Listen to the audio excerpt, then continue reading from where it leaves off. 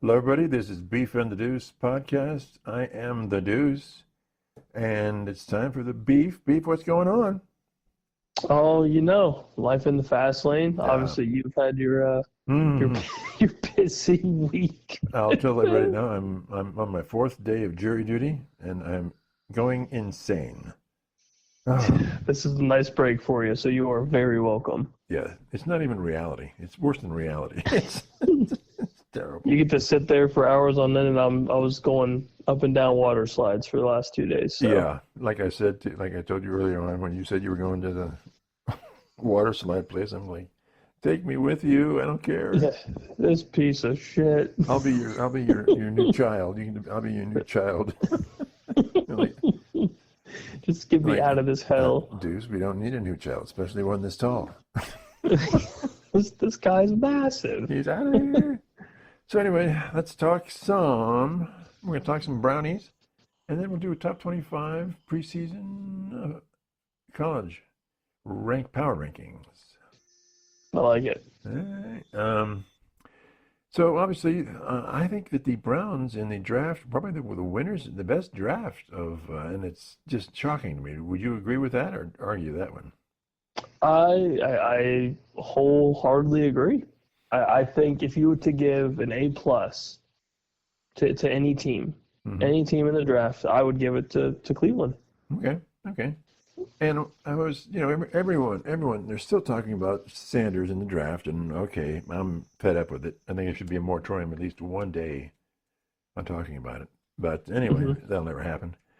But I didn't like that pick at the beginning, and now I'm pretty much psyched on it. I think I'm pretty stoked on that. And let's talk why here for a second. So, with the trade from, was it the Jaguars? Yeah, the Jaguars, right? Which I think you would agree is maybe the worst trade of the draft, right?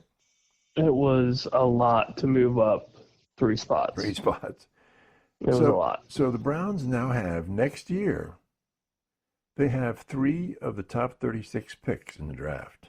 Whoa. Which is beautiful. Yeah. Beautiful. And some other stuff. That's good.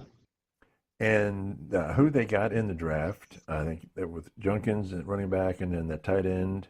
The Bowling Green tight end, Fanning, Farr. Good one. And then beautiful. And then the D tackle from Michigan that they picked up, right?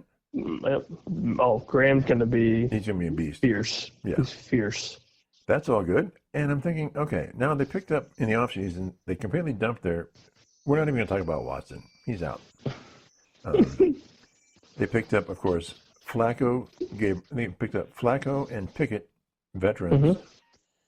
And then, of course, they drafted Gabriel. And then, surprise, surprise, they picked up Shedeur Sanders. And I'm thinking, okay, why? They have 4 quarterbacks in their room right now.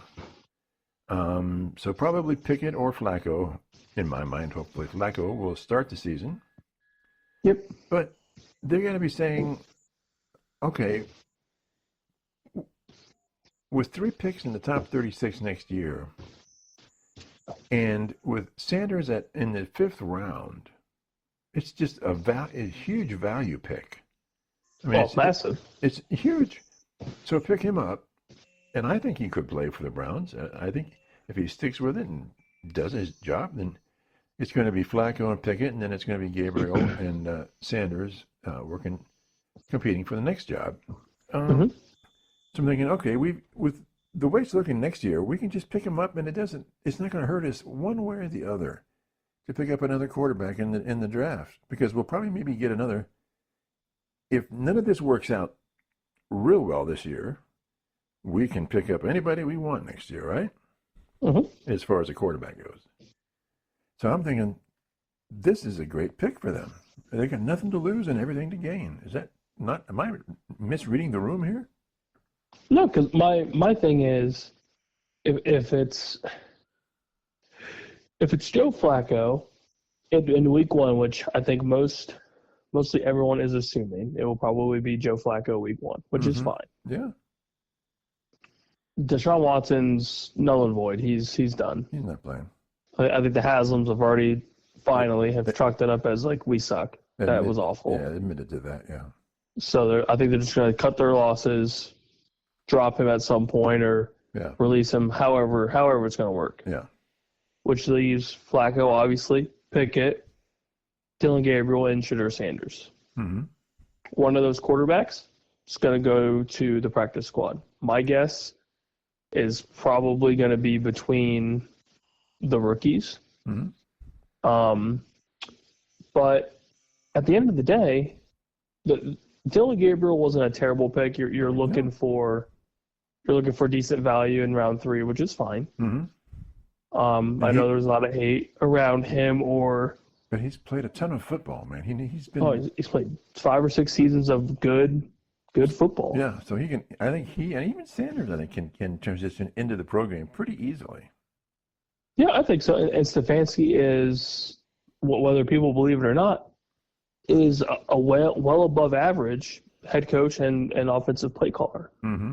and has been for a very long time. Mm-hmm. And he has done really well with quarterbacks that are good. Like Deshaun Watson is just not good. Mm-hmm. It comes down to it. He had his glory in Houston for 2 seasons at most. Yeah. And that was it. Yeah. And then you go back towards the Kirk Cousins days. Look what he did with Kirk Cousins. Mm-hmm. I mean, phenomenal. Yeah. And then, here lately, look, he did it with Joe Flacco, even though Flacco did Flacco things. Mm-hmm. But without Stefanski, there probably isn't a ton of Flacco success. Right. So you have to chalk that up to him, again, winning Coach of the Year mm-hmm. for that playoff push. Mm-hmm. But, with the Gabriel pick, and then obviously Shedeur being initially ranked as the number 2 quarterback and the number 2 overall player in said draft. Mm-hmm. And he fell all the way to the 5th round because of, personality, work ethic, however you want to mend it, whatever word fits best. Yeah, that was him. Yeah, that was him. But the draft, for the most part, is the player itself, the person who's playing football. Right. Can Shedeur play football? Yeah, sure. Yeah, he could definitely play football. Do you need to work on attitude, changing your personality up a little bit, and taking this seriously and taking this as a legitimate job? 100%. And some fundamentals. You got some fundamentals to work on too. Yeah. But you're banking on value, like you said, mm-hmm. and that's insane value for round 5. Insane. And initially, my thought was, why did they trade up a little bit to get him? And now I'm thinking, well, I think that's a good move to trade up to get him. Just pick him up and see what you got, right? Yeah, and at the end of the day, if it doesn't work out, at least you're not wasting a first-round draft pick. Mm-hmm. Because you could have had him at 2, but you traded your pick back beautifully and racked up a ton of draft capital for a player that you needed way more than if you wanted Travis Hunter. You needed you see somebody in the middle of your defensive line to cause havoc. Yeah. Create chaos, and you did. Do you think Hunter would have been a good choice for Cleveland? I kind of doubt it. But he could have been bad, but he could have done better, I think. Yeah, probably. But at the end of the day, like the draft alone for them was wild. Like I think Dylan Gabriel will be relatively okay. Mm-hmm. I think Shedeur is a very, very big boomer bust. But Quinshawn in their first pick in the 2nd round was insane. Great pick. Insane, and it's perfect style running for Cleveland. Mm-hmm. One cut go, can sprinkle in a little dual threat, and you still have room to re-sign Nick Chubb if you want to. Yeah. And obviously he's stating he wants to stay in Cleveland, which is great. Yeah. So maybe that works out, and you have a nice little 1-2 punch. Mm-hmm. Obviously another tight end in the room is going to be huge. Yeah. And the only thing that they maybe could have done, maybe snag a receiver. Yeah. But at the end of the day, it's not really going to kill you. You can sprinkle in some free agency and hopefully get some luck there. Yeah. To fill the room with Jerry Jeudy. But yeah. Now, you think Judy's a legit number one, or is he solid number two that's kind of filling in as a one? He's a solid number two. Mm-hmm. He's a solid number two, but obviously for now, there's not a ton of, Number one. I guess, wiggle room for him. Yeah. And he's a good receiver. Well, yeah, he's one of the best route runners in the NFL, for sure.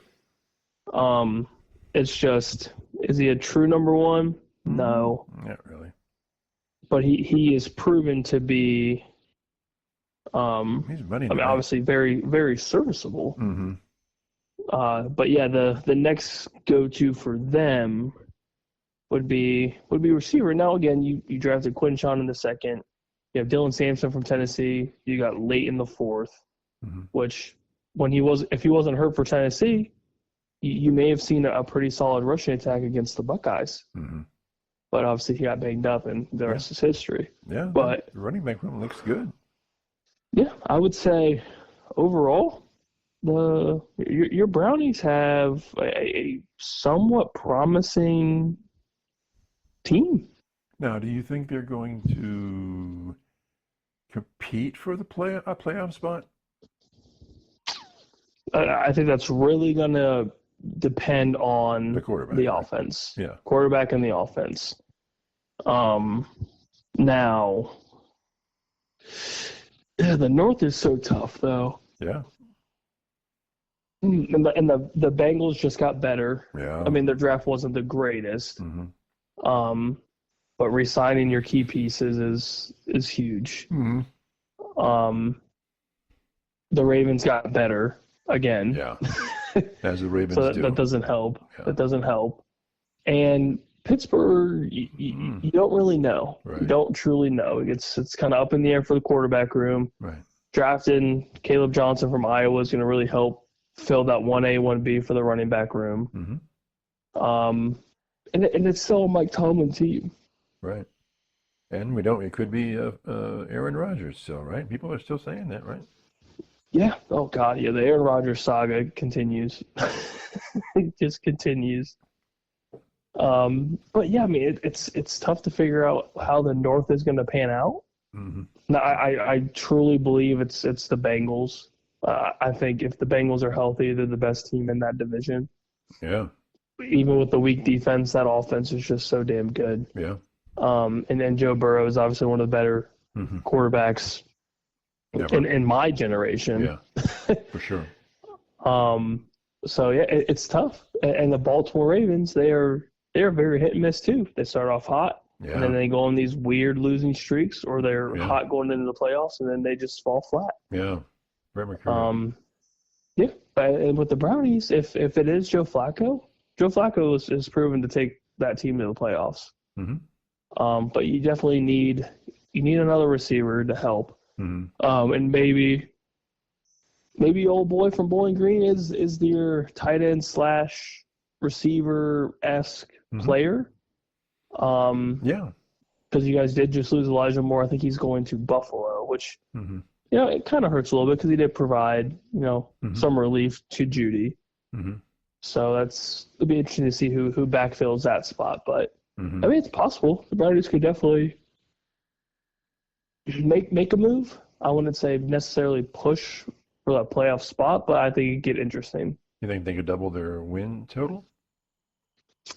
I mean, it wasn't very good to begin with last year, but yeah, I would say that's possible. Yeah. I think the quarterback room is obviously the best it's been in a pretty long time, especially with just depth alone. Yeah. Now it's not promising in the sense that Joe Flacco's 75 years old, but it helps that he can kind of groom the younger quarterbacks. Yeah. Stefanski can kind of do what Stefanski does. Mm-hmm. Maybe that does something. I don't know, but it's. Do you think it's a lot more promising than what it was last year? Do you think with someone like Flacco, Stefanski, he might not be taking you to the promised land, but right now he's not going to cause you any problems. He's just going to win some games, do some stuff, be pretty good, but he can focus on something else right now. Yeah. Yeah, I think that's fair because you don't have much to worry about unless obviously Flacco gets hurt and then it's Right. rookie season. Right. Because I don't think Kenny Pickett's the answer, obviously. Okay. One last curveball here. What about them Los Angeles Chargers winning their division this coming year? I'm saying they're going to win. Khaki Pants is doing some work over there. Interesting. I know you're not liking what I'm saying here. I don't know about winning said division. Okay. But I like the pickup with Hampton in the draft. I thought that was best case scenario for him as a player. Especially with the Chargers and their kind of dual threat running back history. So I thought that was solid. They got their offensive tackles are good. They got Slater and Alt, and Najee Harris could be good. Old Najee. Yeah, I think a little 1A, 1B will be nice for them. Trey Harris from Ole Miss is a solid pickup for them because Ladd McConkey needs somebody else to kind of help him on the outside. Right. They also drafted let's see, what's his name? Lambert Smith from Auburn. That's his name. Pretty decent size, so it's another receiver, add some more depth. Yeah. But yeah, I mean they need offensive line, so they hit offensive line later. Yeah. But yeah, I mean they have a great defense. They've got a good defense. Yeah, and they backfilled Bosa's spot with another edge rusher later in the draft as well, so that's helpful. And they did some secondary. So yeah, I mean I think it's. I shouldn't say it's not possible. I just think it's unlikely. You still think it's all Casey's to take? Yeah, I think they're trying to push for one last hurrah before Kelsey's done, maybe Andy Reid's done. But yeah, I still think it's Casey. Okay, all right. We'll see what happens. Do you think? Okay. I love me some Justin Herbert though. I do love me some Justin Herbert. You think they can easily make the playoffs though? I think so. Yeah, I think Vegas has a long ways before they do anything crazy. Yeah. But yeah, it's just tough to knock off KC. Truly. Yeah. Okay. All right. Okay. Let's get to. It was on the not NFL. It was. This is ESPN. ESPN's top 25 too early preseason power rankings for college football. Okay. All right, you ready for this? Let's listen. Let's listen and see. We'll call this the lightning round for beef. OSU number 1. I like it. Okay. I have no ifs, ands, or buts until somebody knocks them off. Right. You are the number 1 team. Texas number 2. Yeah, I don't see why not. Okay. Especially with the first week matchup with them. Yeah. God, yeah, that is money in the bank. Yeah. Now this one, Penn State number 3. I would say because they had a ton of players returning, and Drew Aller's considered a top NFL draft prospect. But it's. The reason I hate it is because it's not going to last long. Because James Franklin's a bum. Okay. Notre Dame number 4. I would put them at 3. Really? Who's they? I would put them at 3. Who's their quarterback? There's so many quarterback question marks in the college game this year. It's absolutely true. Absolutely true. But they also just played in the Natty. Yeah. And Penn State did not. Yeah. So bumping Penn State over a team that they lost to is a little weird. Now, obviously, this is a new season. It shouldn't matter.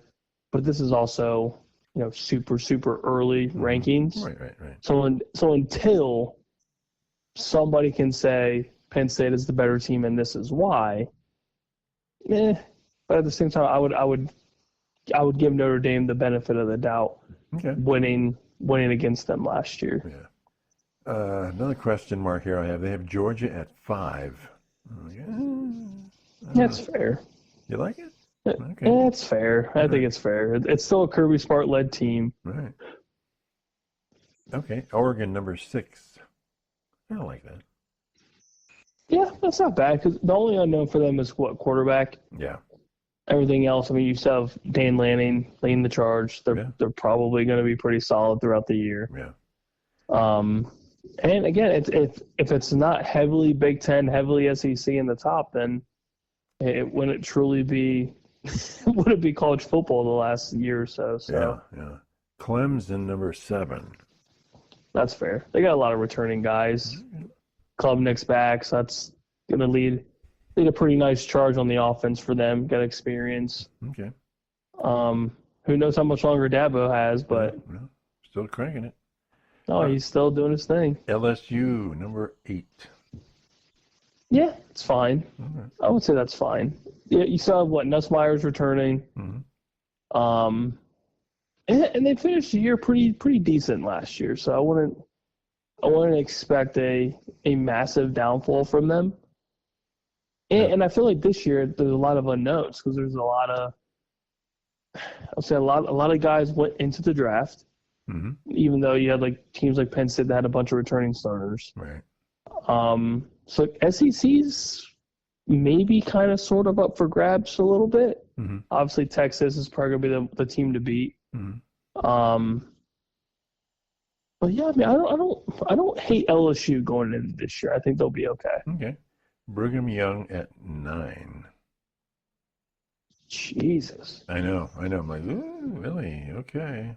Who do they have at 10? South Carolina. Okay. Huh. Then Iowa State at 11. God. I know. I'm like, okay. I feel like they just threw BYU in there by default. Just because they had a good season last year?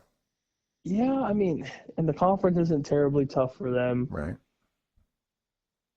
Yeah, I guess. Okay. Interesting. Because Iowa State also just lost like a quarter of their offense, I feel like, to Houston. Yeah.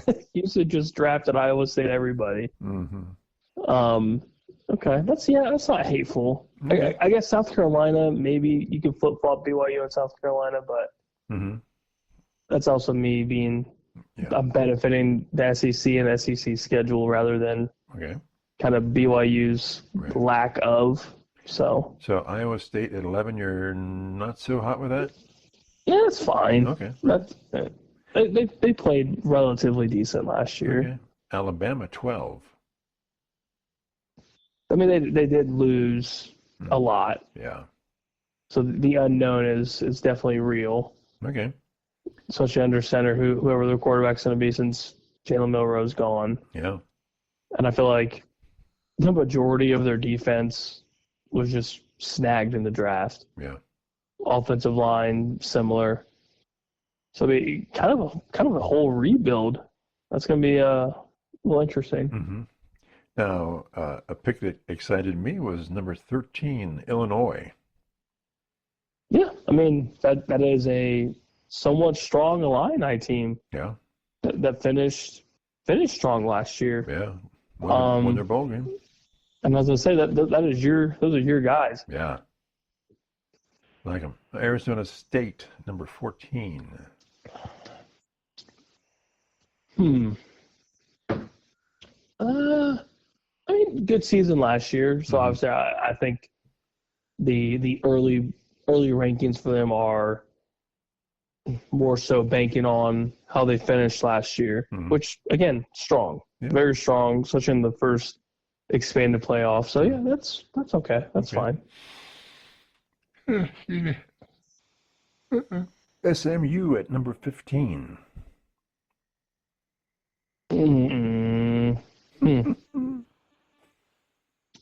I'm assuming most of their starters are returning. That'd be my guess. Yeah. Without obviously like diving into it. Yeah, I mean that's a CFP team. I mean you can't really discredit the fact that they even though they made it, they should be lower. I mean that's what, top 20? That's not hateful. Yeah. Kansas State at 16. Interesting. I mean, Kansas State typically plays well, and they hover around the 25 throughout the season anyways. But don't they sort of Um, fade a little bit right at the end? yeah, typically, or the offense just kind of flatlines. Yeah. I'm not sure if Avery Johnson's returning a quarterback for them or not. I can't remember. Mm-hmm. Okay. But I mean, Kansas State's not awful. Typically, they're usually pretty middle of the pack. Yeah. The next one, I like it, but again, they've picked up 20 guys in the portal this year so far, and that's Indiana at 17. They lost a ton, and now they just picked up a ton through the portal. Your boy Signetti's Yeah, busy. I like him, but He's busy. that's just a huge turnover. Huge. It is. It is. And I don't know if you can kind of keep that ball rolling year in and year out. Yeah, it's tough. But for year two, he's doing the damn thing. So you can't discredit him. He's doing what most of these lower middle tier teams or programs should do, and that's just dive right into the portal. So you think 17's a good spot for them? I would say so. Oh, yeah, that's Okay. fine. All right. Because it's still an unknown. I mean, regardless of how many they get in the portal, All right. none of them could pan out. They can just be trash. Yeah. Regular But I Indiana. mean, yeah, Signetti's doing what he has to do, so that's fair. You gotta like his aggressiveness, right? Oh, you have to. That's the only way to make your stand in the Big Ten. Yeah, if you're 'Cause gonna- everybody else ahead of you You is better do something. strong. Yeah. Florida at 18. I mean, they finished the year strong They did. last season. They did. Um, Started bad. So, oh God, started real bad. Real On the bad. verge of firing your head coach. Mhm. Yeah, I mean, finished the year strong. Again, SEC's up for grabs as well. Yeah. So maybe a little bit of that momentum from last season carries over. Mm-hmm. Obviously, the strong finish is going to help them stay in the top 25. So, Mhm. yeah, that's interesting. So the next team, and this list was put out before they lost their quarterback, Tennessee at 19. So I don't think they're going to be 19 right now, but No, I would assume they'd be close to out of the top 25 at this point. okay. All right. Then Louisville at 20. I feel like Louisville is always in the top 25 Yeah, regardless. they seem to be, aren't they? Yeah. Or at least they start and then they drop and they trickle back in. That's not bad. I mean, it's an interesting team. Losing their starting quarterback will be interesting to backfill. Mm-hmm. But they're always a very pass-heavy, kind of offensively Mm-hmm. strong team. Defense is always hit and miss, but Yeah. it's not bad. Mm-hmm. Michigan at 21. That's fair. Yeah, I figured they'd be in the top 25 at some point, Okay. especially if Underwood starts. Yeah. And again, then they beat our boys. They So- certainly did. Texas A&M, my Aggies at 22. Yeah, I feel like you can't have a top 25 without A&M.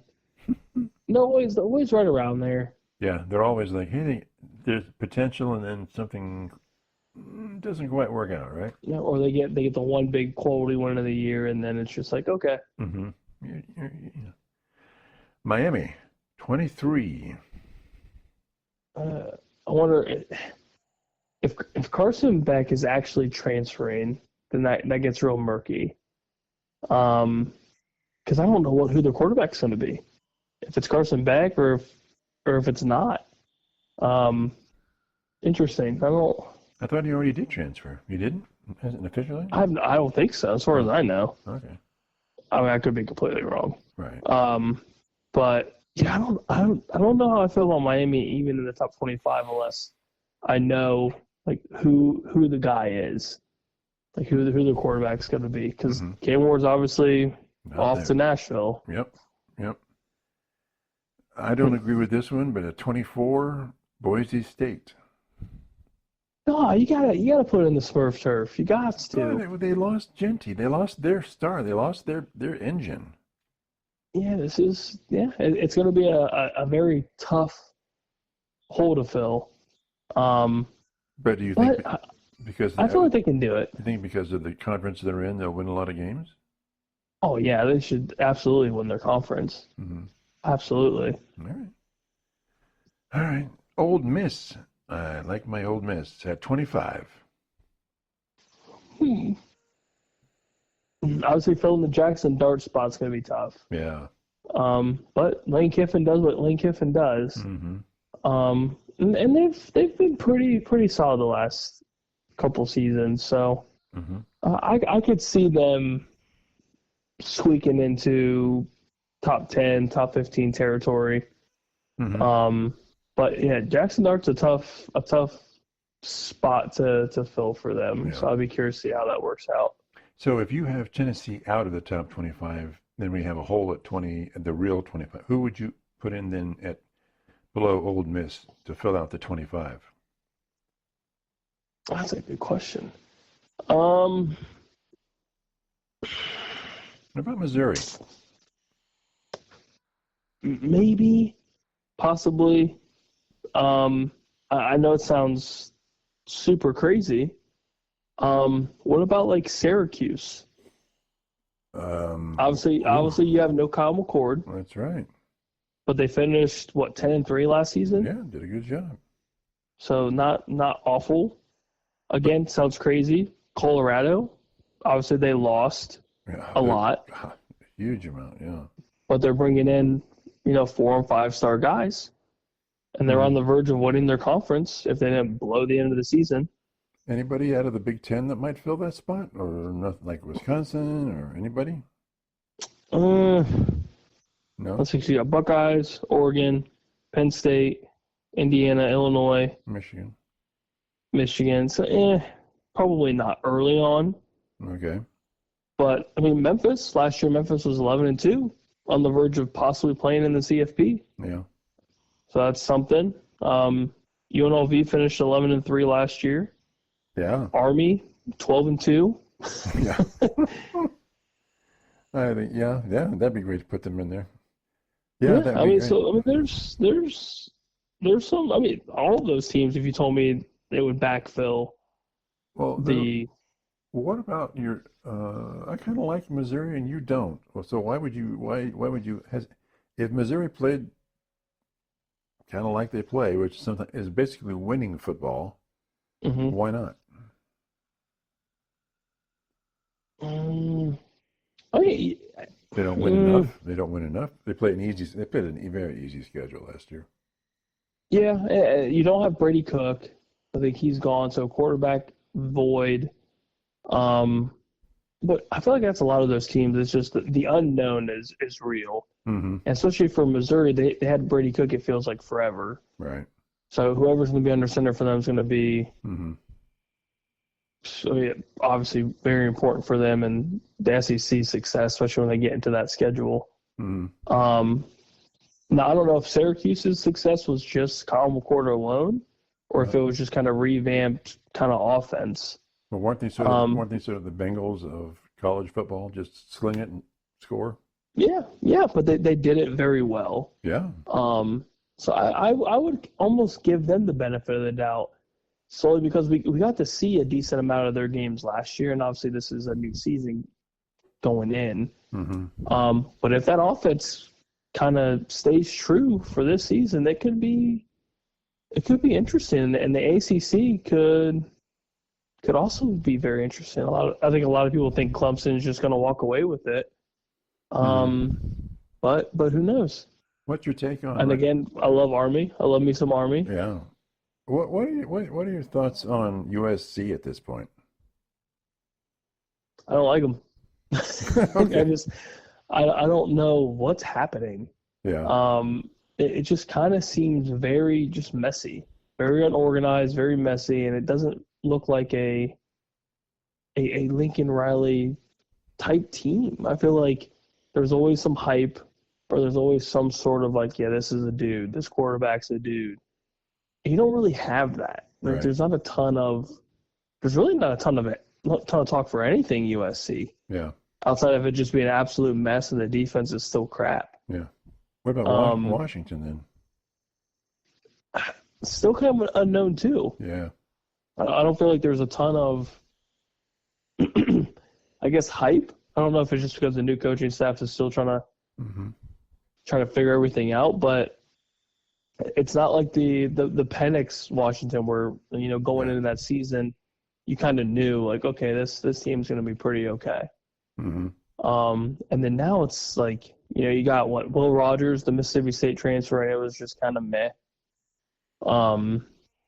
And obviously, and the Big Ten schedule, I'm sure, doesn't benefit them, Right. just because the Big Ten's super strong. And if you're not in the top 4 or 5 teams, you're kind of struggling to make any sort of moves, especially if you're dealing with recruiting and all of that, transfer portal, NIL stuff. It's just hard to compete.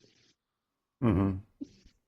So, do you think, just and from a basis of top tier college teams on the West Coast, it's Oregon, and then who would it be? Doesn't matter what conference. I feel like by default it's USC, just because the name, and just the history within that university. Mm-hmm. But I would say Oregon's by far right now the true number one. Yeah. And then USC, probably UCLA, just because you get the Rose Bowl atmosphere and all that stuff. Like, that's your home stadium. But they really suck, though. But they suck. Yeah, I mean, hey, they got your boy Nico from Tennessee, so it might change. Who knows? Yeah, it might. God, Or it's a mess. Another chance for Ohio State to beat the crap out of them. Yeah, I'll take that too. Yeah. I'm a big fan of that. Okay. All right. Well, anything else for us? What do you think? Anything McCord's going to do for the Eagles? I like me some Kyle McCord. I do. I think the landing spot for him is almost ideal. Mm-hmm. He's an East Coast guy, and there's no rush for him to start. That's absolutely true. No rush for him to start. Yeah. If Jalen Hurts does get hurt, he fills into an offense that seems very, very easy to manage. But they're so different. I mean, him and McCord's not your dual threat guy. No, but not by any means. But look at the team around him. Well, yeah. If you are a rookie quarterback, yeah, you're right. Because Jalen gets hurt, you're plug and play, and you have A.J. Brown, Devontae Smith, Saquon Barkley, one of the best offensive lines in football. Yeah. And your team the team that drafted you just won a Super Bowl. Right, and they got a hell of a defense. I know that's and your defense is absolutely insane. Yeah, they'll get the ball back for you. He would be. Oh God, what was the Ravens quarterback? Was it Ty Detmer, whatever his name is? Yeah. Oh God, who was just absolutely atrocious, but the defense was just so damn good, and they won a Super Bowl. Yeah, you could be that. You could be like that. Yeah, the game manager type. Yeah. Oh yeah. You just don't turn the ball over. Yeah. That's his only job. Is just don't turn the ball over. This team will help you win. Yeah. Good point. So yeah, I mean that is a insane team, and for the Eagles, that's crazy value. Yeah. Again, this guy broke ACC records. Yeah. That's Syracuse. Yeah. Yeah. So I mean, I think it's perfect for them. I mean, I feel like a lot of the quarterbacks kind of landed in spots where, like, it's not necessarily like I feel like Cam Ward is just. I don't think he's going to do well because the Titans just suck. Yeah. And I thought they should have gone somewhere else and given Will Levis another year to kind of show if it is his fault or if it's truly the team's fault. Because the team itself was just so bad. And Calvin Ridley should never be your number one receiver. Never. He's a good number two. He's not your true number one. So I kind of thought that was interesting. But like Louisville's quarterback goes to the Saints. Kind of a somewhat perfect scenario for him where the team itself isn't necessarily bad, but you have, key players around you that kind of help you be successful. Got a good running back. You've got Chris Olave as your number one receiver. You got some good role players. Like, you can at least succeed in that role as quarterback. Browns, same thing for the most part. You've got some talent around. I mean, Quinn Chun's young. If he ends up being your starting running back, offensive line could obviously use some work too. But you have some pieces around you and a veteran quarterback to kind of help mold you. So yeah, obviously there's more situations like that. Will Howard and Pittsburgh, you have a great head coach. You've got talent all around you. So if you do end up winning that starting gig, and you do kind of suck, then it's like, okay, we can kind of figure out where the issue is. Yeah, he could be, if he develops whatever his skill set that he needs to develop, and I'm not sure what it is, he could be a premier quarterback eventually. Yeah, absolutely. 2 years down the Absolutely. road.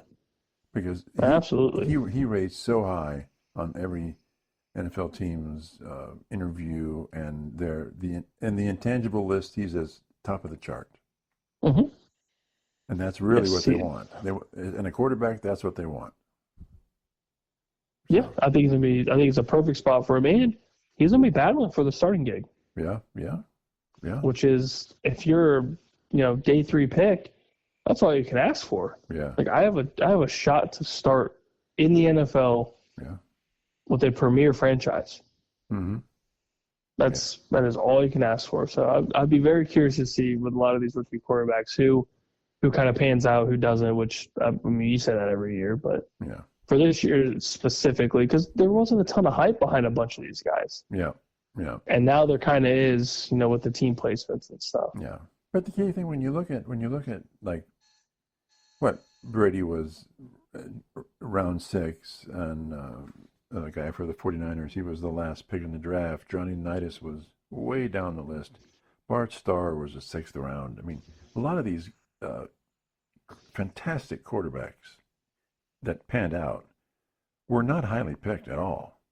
Mm-hmm. But they had a chance. They were given a chance. They took advantage of it. And there you go.